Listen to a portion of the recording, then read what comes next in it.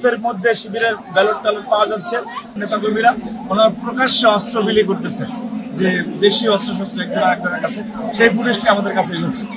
এবং বিশ্ববিদ্যালয়ে যে আমরা ডাকসু যেটা দেখেছি যে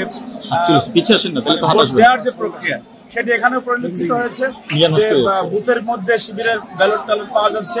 আবার আমরা নাফিস নামে একজন শিক্ষার্থী সোহরাওয়ার্দী দেওয়ালে দেখেছি যে সে তাকে ভিপি এবং জিএসএফ দুইটা ব্যালট দিয়েছে, এর ভিতরে একটি পূরণ ভরাটকৃত ছিল।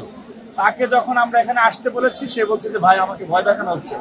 কিছুক্ষণ আগে মতিয়ার হলে আমরা খবর পেয়েছি যে এখানে যে হিন্দু ভোটার আছে, হিন্দু ভোটারদের একটা বা দুইটা ভোট হিন্দু ভোটারদের একটি হলে পড়েছে। তার মানে হিন্দু সম্প্রদায়কে যে ভোটের বাইরে রাখার যে অপচেষ্টা ছিল, ষষ্ঠীর দিনে যারা নির্বাচনটি করতে চেয়েছিল, পরবর্তীতে এখন যে নির্বাচনটি হচ্ছে সেখানেও কোনো না কোনো ভাবে হিন্দু ধর্মাবলম্বীদেরকে ভয় দেখানো হয়েছে।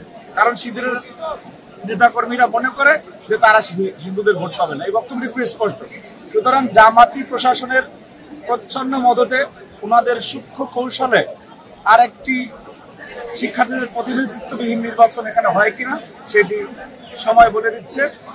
সুতরাং আমি যেটি ঘটছে সেটি বললাম, পাশাপাশি আমি আমাদের বক্তব্যটা বলতে চাচ্ছি যে যারা শিক্ষার্থীদের রায়কে উল্টিয়ে বিশেষ কোনো সংগঠনকে জেতাতে চাচ্ছেন, তাদেরকে স্মরণ করে দিতে চাই যে আমরা ডাকসুতে অনেক কিছু সহ্য করেছি বাংলাদেশের স্থিতিশীলতার স্বার্থে, শিক্ষা প্রতিষ্ঠানের স্থিতিশীলতার স্বার্থে। সুতরাং আপনারা সীমা লঙ্ঘন করবেন না, ধৈর্যের বাঁধ ভেঙে দেবেন না, তাহলে যে পরিস্থিতি তৈরি হবে।